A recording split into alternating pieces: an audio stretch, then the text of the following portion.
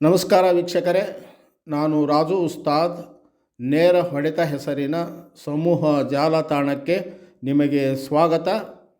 ಇದು ವೀರ ಕನ್ನಡತಿ ಬೆಳವಡಿ ಮಲ್ಲಮ್ಮ ಮತ್ತು ಆಕೆಯ ಸಂಸ್ಥಾನದ ಕುರಿತ ಸರಣಿಯ 3ನೇ ಕಂತು. ಇತಿಹಾಸಜ್ಞ ಯರು ಪಾಟೀಲರು ಮಾತನಾಡುತ್ತಿದ್ದಾರೆ. ಇನ್ನು ಮಲ್ಲಮ್ಮನಿಗೆ ನಾಗಭೂಷಣ ಅಂತಕ್ಕಂಥ ಚಿಕ್ಕ ಮಗು ಇತ್ತು. ಈತನ ನಂತರ ಈಶ್ವರ ನಾಯಕ, ಬೊಮ್ಮಪ್ಪ ನಾಯಕ, ನಂತರ ಇಬ್ಬರು ಮಕ್ಕಳ ವಂಶಾವಳಿ ಕೂಡ ಇದೆ. ಅದೇ ರೀತಿ ಛತ್ರಪತಿ ಶಿವಾಜಿ, ಇದೊಂದು ಮಹತ್ವ ವಿಷಯ ನಾನು ಮೊದಲು ಹೇಳಬೇಕಾಯಿತು. ಛತ್ರಪತಿ ಶಿವಾಜಿ ಲೋಕೂರದ ದ್ಯಾಮವ್ವನ ದರ್ಶನ ತೆಗೆದುಕೊಂಡು ಬರ್ತಕ್ಕಂಥ ಸಂದರ್ಭದಲ್ಲಿ ಬೆಳವಡಿ ಮಲ್ಲಮ್ಮ ನಡುವೆ ಹೋಗಿ ಒಂದು ರೀತಿ ಆಕ್ರಮಣ ಮಾಡಿದಾಗ ಅವಾಗ ನೀನು ನನ್ನ ಸಹೋದರಿ ಅಂತ ಒಪ್ಕೊತಾನವ. ಆ ಲೋಕೂರು ಮತ್ತು ಲೋಕೂರು ದ್ಯಾಮವ್ವನ ಗುಡಿ ಇನ್ನೂ ಕೂಡ ನಾವು ನೋಡ್ಬೋದು. ಅವು ಕೂಡ ಏನಂತಲ್ಲ ಇತಿಹಾಸವನ್ನು ಪುಷ್ಟೀಕರಣಗೊಳಿಸ್ತಕ್ಕಂಥ ಹಲವಾರು ಸಂಗತಿಗಳು ಅಂತ ಹೇಳಿದ್ರೆ ಅಡ್ಡಿ ಇಲ್ಲ. ಇವಿಷ್ಟೇನಿದೆಯಲ್ಲ ಬೆಳವಡಿ ಮಲ್ಲಮ್ಮನ ಬಗ್ಗೆ ಇರತಕ್ಕಂಥ ಇತಿಹಾಸದ ಸಂಕ್ಷಿಪ್ತ ಭಾಗ ಇದು. ಹಾಗಿದ್ರೆ ಈ ಒಂದು ಬೆಳವಡಿ ಮಲ್ಲಮ್ಮ ಮತ್ತು ಸಂಸ್ಥಾನದ ಇತಿಹಾಸವನ್ನು ಉಳಿಸಿಕೊಂಡು ಇಂದಿನ ಪೀಳಿಗೆಗೆ ಸಾಗಿಸಿಕೊಂಡು ಹೋಗುವ ನಿಟ್ಟಿನಲ್ಲಿ ಏನೇನು ಪ್ರಯತ್ನ ನಡೆದಿವೆ. 364 ವರ್ಷಗಳ ಕಾಲ ಇಂಥ ಯಾವ ಪ್ರಯತ್ನಗಳು ನಡೆದಿವೆ ಅನ್ನೋದು ಕೂಡ ಇಲ್ಲಿ ಬಹಳ ಮಹತ್ವದ ಸಂಗತಿ. ಈ 300ನೇ ವರ್ಷದ ಒಂದು ವಿಜಯೋತ್ಸವದ 3ನೇ ಶತಮಾನೋತ್ಸವ ಆಯ್ತಲ್ಲ, ಅವಾಗಿಂದ ಏನಂತಲ್ಲ ಸ್ವಲ್ಪ ಜಾಗೃತಿ ಆದರೂ ಬೆಳವಡಿಯ ಊರಿನವರು ತಮ್ಮದೇ ಆಗಿರ್ತಕ್ಕಂಥ ಒಂದು ಸಂಘಟನೆಯಿಂದ ಪ್ರತಿ ವರ್ಷ ವಿಜಯೋತ್ಸವ ಇರ್ಬೋದು, ಜನ್ಮದಿನ ಇರ್ಬೋದು, ಬೆಳವಡಿ ಮಲ್ಲಮ್ಮನನ್ನು ಈಶಪ್ರಭುವನ್ನು ನೆನಪಿಸಿಕೊಳ್ಳತಕ್ಕಂಥ ಕೆಲಸವನ್ನು ಮಾಡ್ತಾಯಿದ್ರು.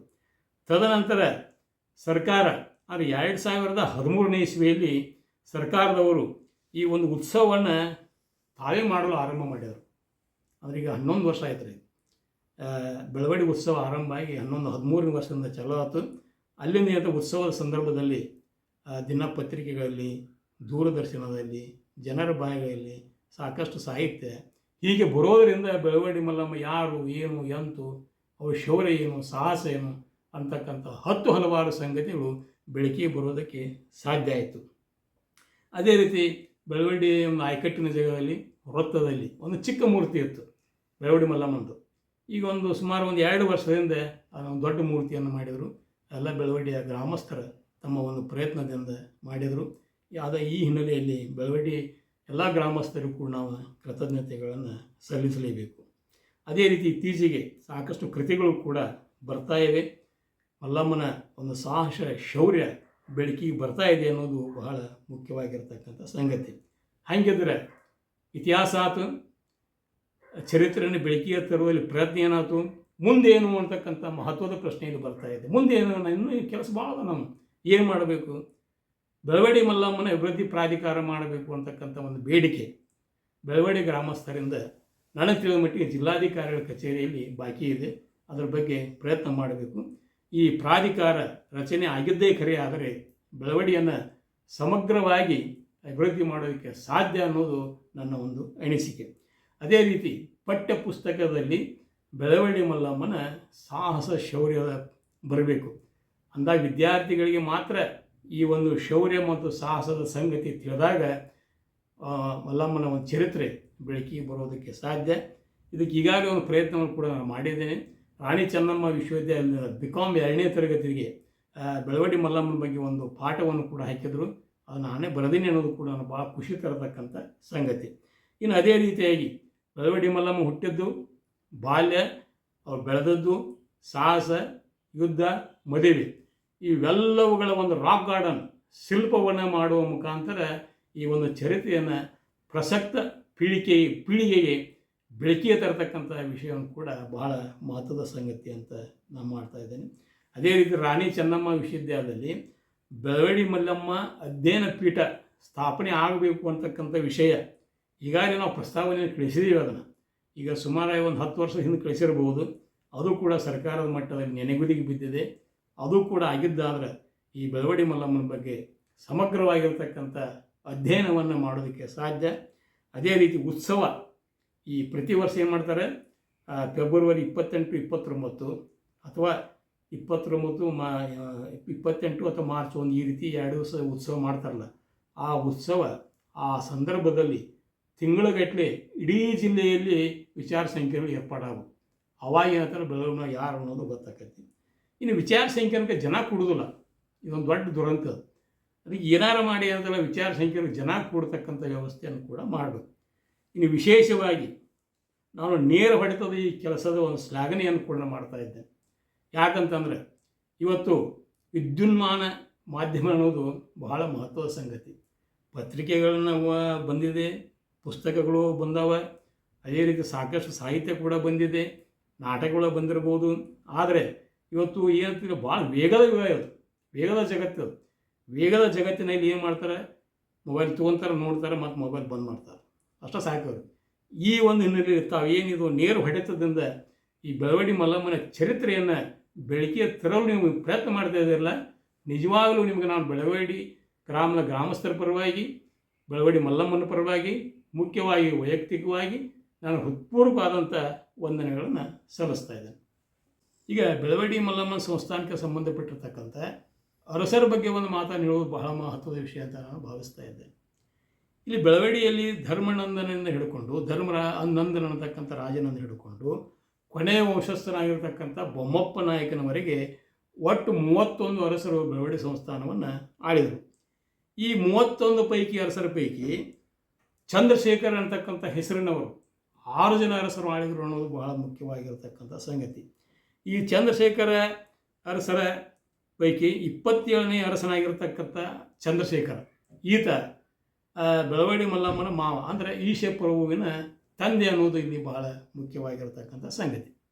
ಇನ್ನು ವಿಶೇಷವಾಗಿ ಈಗಾಗಲೇ ಹೇಳಿದಂಗೆ ಏನಂತಲ್ಲ, ಯುದ್ಧದ ಬಗ್ಗೆ ಮತ್ತು ಮರಾಠಿ ಕನ್ನಡ ಬಾಂಧವ್ಯದ ಬಗ್ಗೆ ಇನ್ನೊಂದೆರಡು ಮಾತುಗಳು ನಾವು ಹೇಳಲೇಬೇಕು.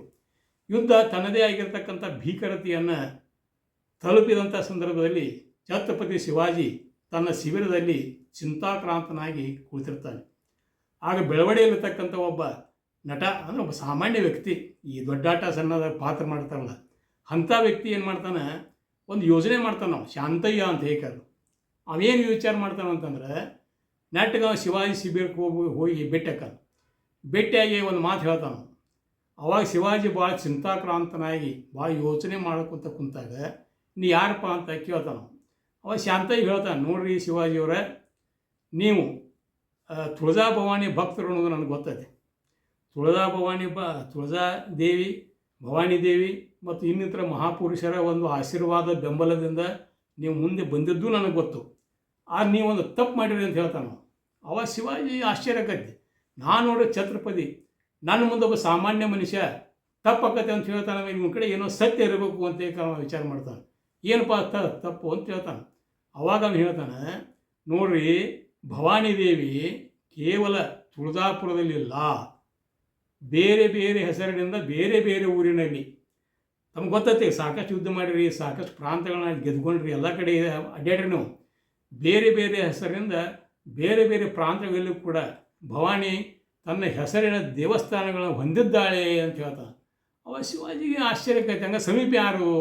ಸಮೀಪ ಅಂತ ಭಾಳ ಏನು ದೂರ ಇಲ್ಲ, ಇಲ್ಲೇ ಒಂದು 5-6 ಮೈಲ್ ಇದು ಲೋಕೂರು ಅಂತ ಒಂದೈತಿ. ಲೋಕೂರು ದ್ಯಾಮವ್ವ ಅಂತಕ್ಕಂಥ ಒಂದು ದೇವಸ್ಥಾನ ಐತಿ. ಅಲ್ಲಿ ಏನತ್ತಲ್ಲ ಭವಾನಿ ರೂಪದ ಲಕ್ಷ್ಮೀ ದೇವಿ ಅಲ್ಲಿ ಅದಾಳೆ. ಅದಕ್ಕೆ ನೀವು ಏನತ್ತಲ್ಲ ಬೆಳಿಗ್ಗೆ 5 ಗಂಟೆಗೆ ಹೋಗ್ತಾರೆ ಅವ್ರ ಆಶೀರ್ವಾದ ತೊಗೊಂಬಂದ್ರೆ ನೀವು ಯುದ್ಧದಲ್ಲಿ ಒಂದು ಸಾಧನೆಯನ್ನು ಮಾಡ್ತೀರಿ ಅಂತಕ್ಕಂಥ ಮಾತನ್ನು ಹೇಳ್ತಾನೆ. ಇಲ್ಲಿ ನೋಡ್ರಿ ಬಹಳ ಮುಖ್ಯವಾಗಿರ್ತದೆ, ಭಾಳ ಬೇರಿಕಿರ್ತಾನೆ ಅವ. ನೀ ಗೆದಿತೀವಿ ಸೋಲ್ತಿ ಅಂತ ಹೇಳೋದಿಲ್ಲವ, ಈ ಯುದ್ಧದಲ್ಲಿ ಒಂದು ಸಾಧನೆ ಮಾಡ್ತೀರಿ ಮತ್ತು ಯುದ್ಧವನ್ನು ಒಂದು ಮುಕ್ತಾಯ ಘಟ್ಟಕ್ಕೆ ತರಕ್ಕೆ ಸಾಧ್ಯ ಆಕೈತಿ. ಅದು ಕೇವಲ ಲೋಕೂರು ದ್ಯಾಮವ್ವನ ಕೃಪೆಯಿಂದ ಮಾತ್ರ ಸಾಧ್ಯ ಆಕೈತಿ ಅಂತ ಹೇಳಿದಾಗ ಅವಾಗ ಶಿವಾಜಿ ಹೇಳ್ತಾನೆ, ಹೌದು ನಾನು ತಪ್ಪಿನ ಇರುವ ನನಗೆ ಆಗೈತಿ, ಅದಕ್ಕೆ ನೀವು ನಾನು ಬಂದು ನೆನಪು ಮಾಡಿ ಭಾಳ ಚಲೋ ಮಾಡಿದ್ರಿ ಅಂತ ಹೇಳ್ತಾರೆ. ಆತನಿಗೆ ಸೂಕ್ತ ಕಾಣಿಕೆಗಳನ್ನು ಕೊಟ್ಟು ಕಳಿಸ್ತಾನೆ. ಮರುದಿವಸ ಶುಕ್ರವಾರ ಇರ್ತೈತಿ, ಬೆಳಿಗ್ಗೆ 5 ಗಂಟೆಗೆ ಅಂತಾರೆ ತನ್ನ ಸೈನಿಕರು ಹೇಳ್ತಾನೆ, ಬೆಳಿಗ್ಗೆ 5 ಗಂಟೆಗೆ ತಾಯಿ ದರ್ಶನ, ದೇವಿ ದರ್ಶನನ ತೊಗೊಂಬರೋಣ ಅಂತ. ಈಗ ಆ ಶಾಂತಯ್ಯ ಅಂತಕ್ಕಂಥ ಕಪಟ ಸನ್ಯಾಸಿ ಏನು ಮಾಡ್ತಾನೆ, ಇಲ್ಲಿ ಬಂದು ಮಲ್ಲಮ್ಮಗ ಕಥೆ ಹೇಳ್ತಾನೆ. ಮಲ್ಲಮ್ಮ ಏನು ಮಾಡ್ತಾಳೆ, ಹುಲಿಯ ಸಿದ್ಧ ಸ್ವಾಮೀಜಿಯನ್ನು ಕರೆಸ್ತಾಳೆ. ಸ್ವಾಮಿ ಹುಲಿಯ ಶ್ರೀಗಳು ಅವರು ಕೂಡ ಹೇಳ್ತಾರೆ, ಇಲ್ಲ ಇದು ಒಳ್ಳೆಯ ಯೋಚನೆ ಅಂತ, ಒಟ್ಟು ಗೆದ್ದು ಸಾಕು ನಮಗೆ, ಆ ಒಂದು ಮಾತು ಕೊಡ್ಬೇಕು ಅಂತ ಹೇಳ್ತಾನೆ. ಏನು ಮಾತು ಅಂತಂದ್ರೆ, ನೀ ಬೆಳಿಗ್ಗೆ ಹೋಗಿರ್ತಿ, ಶಿವಾಜಿ ಏಕದಮ್ ಬರ್ತಾನೆ, ನೀ ಅಂತ ಜೀವಕ್ಕೆ ನೀ ಅಪಾಯ ಮಾಡಬಾರ್ದು, ಅವಾಗ ಬೆಳವಣಿಗೆ ಹಲ್ಲು ಕಡಿತಾಳೆ. ನನ್ನ ಪತಿದೇವರನ್ನು ಬಲಿ ತೆಗೆದುಕೊಂಡಿರತಕ್ಕಂಥ ಛತ್ರಪತಿ ಶಿವಾಜಿಯನ್ನು ಬಲಿ ತೆಗೆದುಕೊಳ್ಳಬಾರ್ದ, ಆತ ಕ್ಷಮೆ ಕೋರ್ಬೇಕು ನಾನು, ಅದು ಸಾಧ್ಯ ಇಲ್ಲ. ಸ್ವಾಮೀಜಿಯವರು ನಿಮ್ಮ ಮಾತು ಒಂದು ಮಾತನ್ನು ಮೀರ್ತಾನೆ ಅಂತ ಹೇಳ್ತಾರೆ. ಅವಾಗ ಸ್ವಾಮೀಜಿಯವ್ರು ಹೇಳ್ತಾರೆ, ಹುಲಿ ಶ್ರೀಗಳು ಹೇಳ್ತಾರೆ, ನೋಡಮ್ಮ, ನಿನ್ನ ಉದ್ದೇಶ ಶಿವಾಜಿ ಉದ್ದೇಶ ಒಂದೇ ಇದೆ. ಹಿಂದೂ ಧರ್ಮದ ಸಂರಕ್ಷಣೆ ಇರ್ಬೋದು ಅಥವಾ ಇನ್ಯಾವುದೇ ಒಂದು ಧರ್ಮದ ಕಾರ್ಯದ ಪ್ರಶ್ನೆ ಬಂದಾಗ ಇಬ್ಬರೂ ಸಮಾನ ರೇಖೆಯಲ್ಲಿದ್ದೀರಿ. ನೀವೊಂದೇ ಶಿವಾಜಿನ ಏನಾದರೂ ಕೊಂದೆ ಅಂತಂದರೆ ಮುಂದೆ ನಮ್ಗೆ ಭಾಳ ಹಾನಿ ಆಕೈತಿ. ಅದಕ್ಕೆ ಯಾವುದೇ ಪರಿಸ್ಥಿತಿ ಒಳಗೆ ಅಂತಲ್ಲ ನೀ ಶಿವಾಜಿಗೆ ಪೆಟ್ಟು ಹಚ್ಚಬಾರ್ದು, ಸುಮ್ಮನೆ ಕ್ಷಮಾಪಣೆ ಕೇಳಿ ಏನು ಹೆದರಿಕೆ ಆಗಿ ಬೇಕಾದ್ ಮಾಡು, ಇಷ್ಟೇ ಅವನ ಕಡೆ ಕ್ಷಮೆ ಕೇಳಿ ಬಂದು ಬಿಡು. ಆಯ್ತು ನೋಡು ಮುಂದೆ ಏನಾಗತ್ತಂತೆ. ಈಗ ಒಂದಲ್ಲಿ ಗಿಡದ ಬುಡಕ್ಕೆ ನಿಲ್ತಾರೆ 5-5 ಸುಮಾರು. ಅವ ಶಿವಾಜಿ ದರ್ಶನ ತೊಗೊಂಡ್ಬರ್ತಿರ್ತಾನೆ. ಬಂದ ಏಕ್ದಮ್ ತಾನು 8-10 ಜನ ಮಹಿಳಾ ಸೈನಿಕರೊಂದಿಗೆ ಖಡ್ಗ ತೊಗೊಂಡು ಶಿವಾಜಿ ಅವರು ನಿಂತ್ಬಿಡ್ತಾಳೆ. ಅವಾಗ ಶಿವಾಜಿ ಏಕ್ದಮ್ ಹೆದರಿ ಬಿಡ್ತಾನೆ. ಇವ್ರು ಯಾರು ಏನು ಅಂದಾಗ ಶಿವಾಜಿ ಹೇಳ್ತಾನೆ, ನಾ ಯಾರಂತ ಹೇಳ್ಬೇಕು ನನಗೆ, ನನ್ನ ಪತಿ ಮುಗ್ಧ ಶೂರ ಧೀರ, ಆತನನ್ನು ಬಲಿ ತೆಗೆದುಕೊಂಡದ್ದು ಅಲ್ಲದೇ ಬೆಳವಡಿ ಸಂಸ್ಥಾನದ 1000 ಸೈನಿಕರ ಜೀವವನ್ನು ಹರಣ ಮಾಡಿರ್ತಕ್ಕಂಥ ನನ್ನ ವೈರಿ ನೀನು ಹೆಂಗೆ ಬಿಡ್ಬೇಕು ನಾನು ಅಂತ ಕೇಳ್ತಾ ಬೆಳವಡಿ ಮಲ್ಲಮ್ಮ. ಅವಾಗ ಅವ ತಾಯಿ ಈಗ ನೆನಪಾತು, ನಿನ್ನ ತಾಯಿ ಅಂತ ತಿಳ್ಕೊಂಡು ನಾನು ನಮಸ್ಕಾರ ಮಾಡ್ತೀನಿ. ನನಗೆ ಗೊತ್ತಿರ್ತದು ಒಂದು ತಪ್ಪು ಕಲ್ಪನೆಯಿಂದ ನನ್ನ ಆಕಳು ಕರುಗಳಿಗೆ ಹಾಲು ಬೇಕು ಅಂತಕ್ಕಂಥ ಒಂದು ತಪ್ಪು ಕಲ್ಪನೆಯಿಂದ ನನ್ನ ಸೈನಿಕರು ಮಾಡಿರ್ತಕ್ಕಂಥ ಅವಿವೇಕದ ಫಲ ಇದು. ಅಷ್ಟೇ ಅಲ್ಲೇ ಒಬ್ಬ ಸಂಬಂಧಪಟ್ಟಿರ್ತಕ್ಕಂಥ ಸೇನಾಧಿಕಾರಿಗೂ ಕೂಡ ಶಿಕ್ಷೆ ಕೊಟ್ಟು ಈಗಾಗಲೇ ಆತನ ಕಣ್ಣು ಕೂಡ ಕಿಳಿಸಿದ್ದೇನೆ. ಅದಕ್ಕೆ ಏನಾದ್ರೆ ತಪ್ಪು ಕಲ್ಪನೆಯಿಂದ ಆಗಿರ್ತಕ್ಕಂಥ ವಿಷಯ ಇದು. ನಿನ್ನ ನೋಡಿದ್ರೆ ನಾನು ಸಾಕ್ಷಾತ್ ಭವಾನಿದೇವಿ, ತುಳಜಾ ಭವಾನಿದೇವಿ ನೋಡ್ದಂಗೆ ಆಕೈತಿ, ನನ್ನ ತಾಯಿ ಜೀಜಾಬಾಯಿ ನೋಡ್ದಂಗೆ ಆಕೈತಿ. ಅದಕ್ಕೆ ಏನಾದ್ರೆ ಇದು ತಪ್ಪು ನಾನು ಕ್ಷಮಿಸಿಬಿಡು. ಇನ್ನು ಮುಂದೆ ಏನಂತಾರೆ, ನೀನು ನನ್ನ ಸಹೋದರಿ, ನಿನ್ನ ಸಂಸ್ಥಾನದ ಯೋಗಕ್ಷೇಮ ನೋಡ್ಕೊಳ್ಳೋದು ನನ್ನ ಕೆಲಸ. ಇನ್ನು ಮುಂದೆ ಮರಾಠಿಗರು ಕನ್ನಡಿಗರು ಸಹೋದರತ್ವ ಬಾಂಧವ್ಯ ಇರೋಣ ಅಂತ ಹೇಳ್ತಾರೆ ವಚನ ಮಾಡಿಕೊಡ್ತಾನೆ. ಇದು ಏನಂತಲ್ಲ ಬಹಳ ಈ ಒಂದು ಕಥಾಸಾರದ ಇಡೀ ಬೆನ್ನೆಲುಬು ಅಂತ ಹೇಳಿದ್ರೆ ಅಡ್ಡಿ ಅಲ್ಲ.